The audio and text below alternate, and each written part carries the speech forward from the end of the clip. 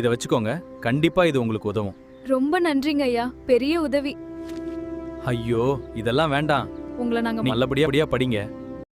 பாண்டியன் இருந்துட்டு நம்ம செந்தில்கிட்ட, நீ நீ சம்பாதிச்ச எல்லா பணத்தையும் லஞ்சமாக வாங்கினல்ல, அந்த பணத்தை நீ இல்லாதவங்களுக்கு கொடுத்து உதவுனதுக்கு அப்புறமா தான் நீ இந்த வீட்டுக்குள்ளேயே வரணும் அப்படின்ற மாதிரியும் சொல்லிடுறாங்க. செந்தில் என்ன பண்ணுறதுன்னு தெரியாமல் வெளியில் போயிடுறாங்க. கதிரும் கூடவே போகிறாங்க. எனக்கு என்ன பண்ணுறதுனே தெரியலடா, அப்பா இப்படியெல்லாம் பேசுவாருன்னு நான் கொஞ்சம் கூட எதிர்பார்க்கவே இல்லை. நான் பண்ணது ரொம்ப பெரிய தப்பு தான்.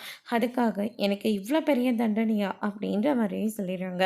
அப்போ ஒரு பெரியவர் இருந்துட்டு, காலு ரொம்ப சுடுது, ஒரு செருப்பு வாங்க கூட எங்ககிட்ட காசு இல்லை, ஏதாவது நீங்கள் கொடுத்தீங்கன்னா நான் செருப்பு வாங்கிப்பேன் தம்பி அப்படின்ற மாதிரி சொல்லிட்டு கேட்குறாங்க. கையில் வாங்கின அந்த லஞ்ச பணத்தில் இருந்து 500 ரூபாய் எடுத்து கொடுக்குறாங்க. நீங்கள் ரொம்ப நல்லா இருக்கணும் தம்பி அப்படின்னு சொல்லிட்டு அவர் வந்து பார்த்தீங்கன்னா செந்திலை வந்து வாழ்த்திட்டு போயிடுறாங்க.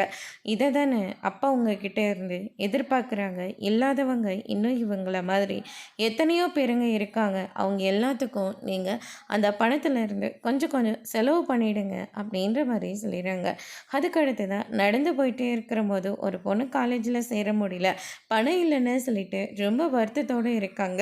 அப்போ செந்தில் இருந்துட்டு இந்த பணத்தை நீங்கள் வச்சுக்கோங்க, நல்ல படிமா அப்படின்ற மாதிரி சொல்கிறாங்க. நீங்கள் எங்களுக்கு செஞ்சுருக்கிற உதவி ரொம்ப பெருசுன்னு அப்படின்னு சொல்லிட்டு காலில் விழுந்து நன்றி சொல்கிறாங்க.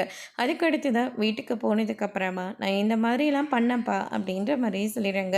உன்னால் பாதிக்கப்பட்டது மீனா தான், நீ மீனா கிட்ட தான் மன்னிப்பு கேட்கணும், இப்போ தான்டா நீ என் பிள்ளை மாதிரி நடந்துக்கிற அப்படின்ற மாதிரி பாண்டியன் வந்து சொல்லிடுறாங்க. இனிமேலாவது மீனா நம்ம செந்திலை மன்னிச்சு ஏற்றுக்க போகிறாங்களா இல்லையான்றதை வரப்போகிற எபிசோடில் பார்க்கலாம். தேங்க்யூ.